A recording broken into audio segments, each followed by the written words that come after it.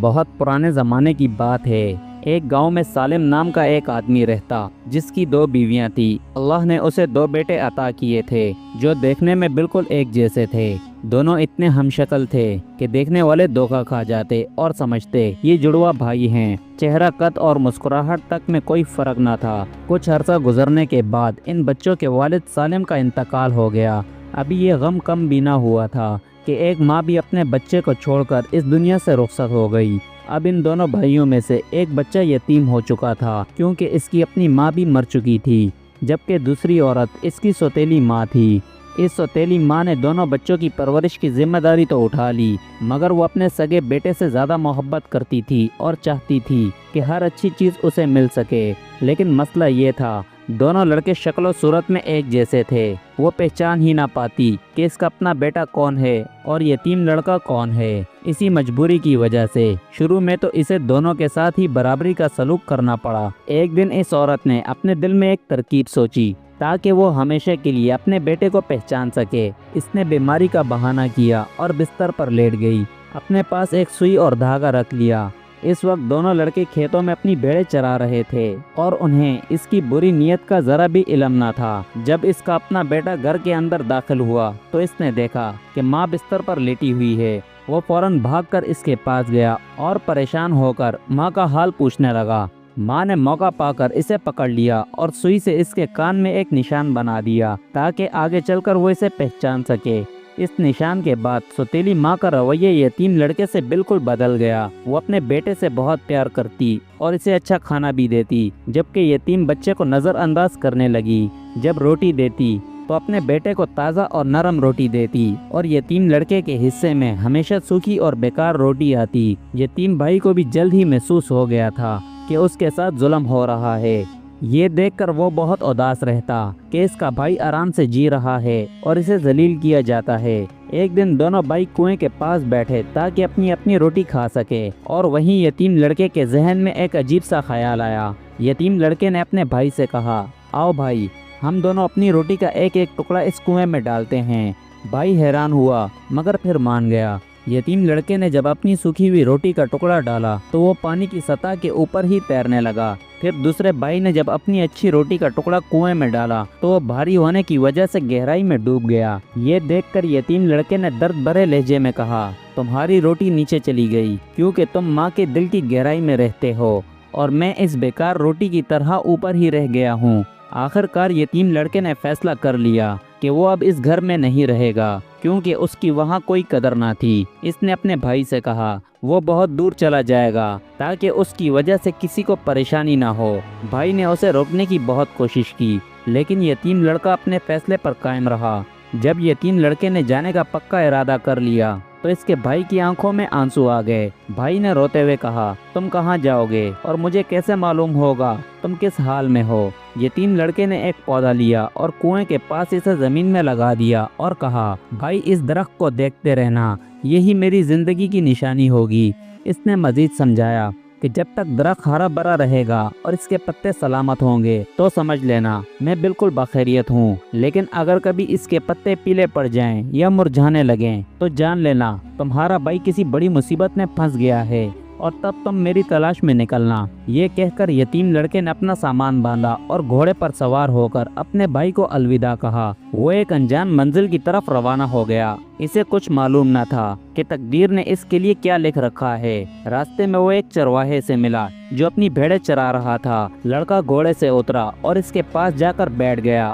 اس نے دیکھا کہ چرواہے کی بھیڑیں ایک ایسی زمین پر چر رہی ہیں جہاں گھاس بہت کم اور سوکھی ہوئی تھی، جبکہ دوسری طرف ایک بہت بڑا اور وسیع میدان تھا جو ہری بھری گھاس سے بھرا ہوا تھا اور منظر بھی نہایت خوبصورت تھا، مگر وہاں کوئی جانور موجود نہ تھا۔ یہ دیکھ کر یتیم لڑکا حیران رہ گیا۔ اس نے چرواہے سے پوچھا، آپ اپنی بھیڑوں کو اس بنجر زمین پر کیوں چرا رہے ہیں جبکہ سامنے والا میدان تو ہری گھاس سے بھرا ہوا ہے؟ چرواہے نے افسوس سے بتایا، بیٹا وہاں ایک بہت بڑا اور ظالم بھیڑیا رہتا ہے جس نے اس میدان پر قبضہ کر رکھا ہے اور کوئی بھی وہاں جانے کی ہمت نہیں کرتا۔ لڑکے نے پوچھا، وہ بھیڑیا کہاں ملے گا؟ چرواہے نے سامنے پہاڑی کی طرف اشارہ کرتے ہوئے کہا، وہ پہاڑ کے پیچھے ایک غار میں رہتا ہے۔ لڑکے نے ہمت دکھاتے ہوئے کہا، چلو دیکھتے ہیں کیا معاملہ ہے۔ چرواہا پہلے تو ڈر گیا، مگر لڑکے کے اطمینان دلانے پر وہ دور سے دیکھنے کے لیے تیار ہو گیا۔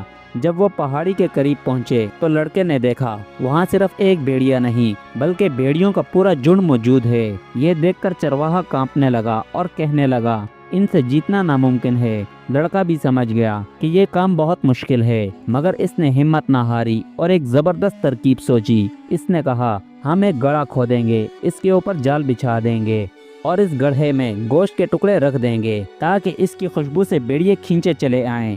جیسے ہی وہ جال میں پھنسیں گے تو ہم اپنی تلوار سے ان کا خاتمہ کر دیں گے۔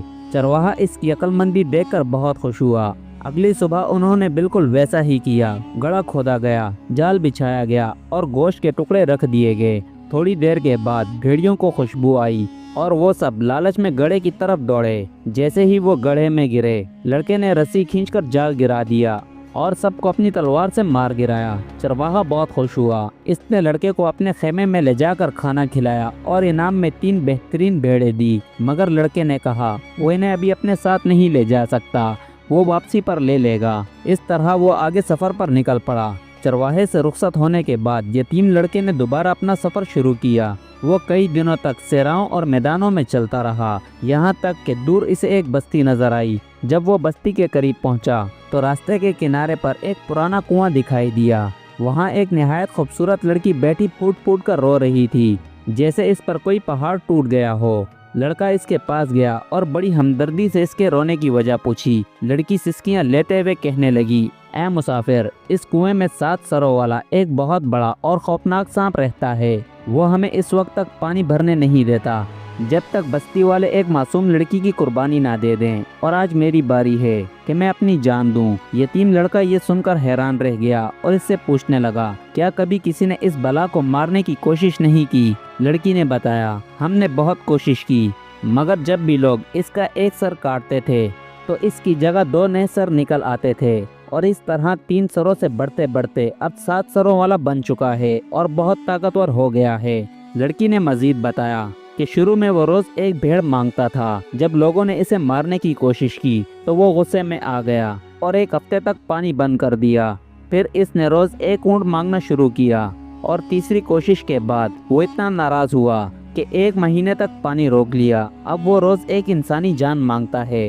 لڑکی روتے ہوئے کہنے لگی میں اس شہر کے بادشاہ کی بیٹی ہوں، میرے والد بہت عادل اور انصاف پسند ہیں، انہوں نے حکم دیا ہے کہ شہر کی دوسری بیٹیوں کی طرح آج میں بھی کنویں میں اپنی جان دے کر قربانی دوں تاکہ سب کے ساتھ برابر کا سلوک ہو اور لوگوں کو پانی مل سکے۔ اب مجھے موت کے گھاٹ اترنا ہوگا۔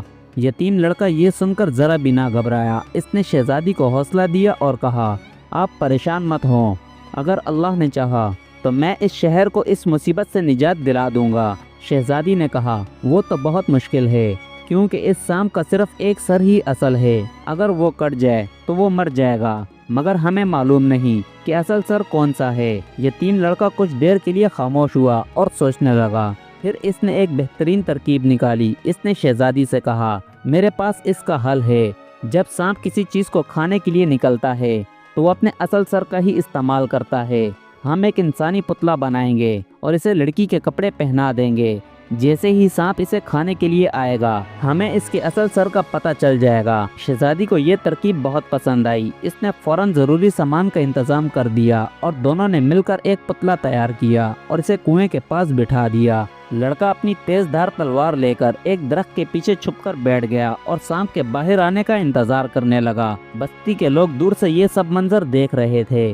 تھوڑی دیر کے بعد کنویں کے پانی میں ہلچل ہوئی اور وہ خوفناک 7 سروں والا سانپ باہر نکل آیا۔ جیسے ہی سانپ نے اس پتلے کو دیکھا، اسے اصل لڑکی سمجھ کر اپنے ایک خاص سر سے پکڑنے کی کوشش کی۔ یہ وہی لمحہ تھا جس کا لڑکا انتظار کر رہا تھا۔ وہ پوری قوت سے جھپٹا اور اپنی تلوار سے اس کے سر پر زوردار وار کیا۔ جیسے ہی سر کٹ کر زمین پر گرا، سانپ تڑپنے لگا اور فوراً مر گیا۔ شہزادی کی جان بچ گئی اور شہر والوں کو ہمیشہ کے لیے اس عذاب سے نجات مل گئی۔ شہزادی خوشی سے نہال ہو گئی۔ اس نے لڑکے کا شکریہ ادا کیا اور اسے اپنے ساتھ محل چلنے کی دعوت دی تاکہ بادشاہ بھی اس کا احسان مان سکیں، مگر سانپ کے مرنے کے بعد لڑکے نے محل جانے سے انکار کر دیا اور کہا آپ جائیں، میں اپنا سفر جاری رکھوں گا۔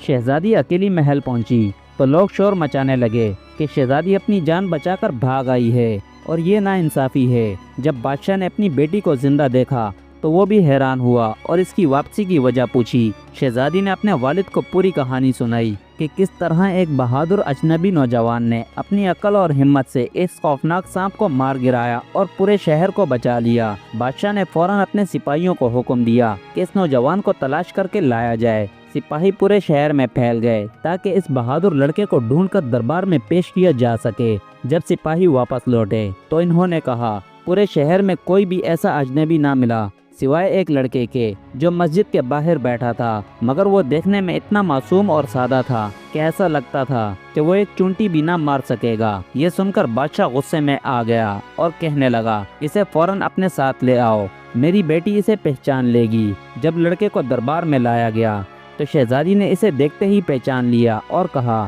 یہی وہ بہادر انسان ہے۔ بادشاہ اس کی عقل اور بہادری سے بہت متاثر ہوا اور کہنے لگا تم نے برسوں پرانی مصیبت ختم کی ہے، اس لیے ہم تمہیں یہاں سے جانے نہیں دیں گے۔ اس نے اپنی بیٹی کی شادی اس سے کرا دی اور اسے محل میں رہنے کا حکم دیا۔ لڑکا اور شہزادی خوشی خوشی محل میں رہنے لگے اور پورے شہر میں جشن منایا گیا۔ اسی دوران دوسرے گاؤں میں موجود بھائی نے دیکھا کہ کنویں کے پاس لگایا ہوا درخت بہت ہرا بھرا اور طاقتور ہو گیا ہے۔ وہ سمجھ گیا کہ اس کا بھائی خوش ہے اور بڑی کامیابی حاصل کر لی ہے۔ کئی سال اسی طرح امن اور خوشحالی میں گزر گئے۔ ایک دن یتیم لڑکے نے شکار پر جانے کی تیاری کی۔ بادشاہ نے اسے روکا اور سمجھانے کی کوشش کی، بیٹا صحرا کے قریب اس پہاڑی کی طرف مت جانا، وہاں ایک ظالم اور بوڑھا جادوگر رہتا ہے، جو بھی اس کے غار کے قریب جاتا ہے وہ اسے اپنے جادو سے بیمار کر دیتا ہے اور اس کا علاج ناممکن ہے۔ نوجوان لڑکا اپنی پچھلی کامیابیوں کی وجہ سے بہت خود اعتماد ہو چکا تھا۔ اسے لگا کہ شاید بادشاہ بڑھا چڑھا کر بتا رہا ہے اور وہ جادوگر اس کا کچھ نہیں بگاڑ سکتا۔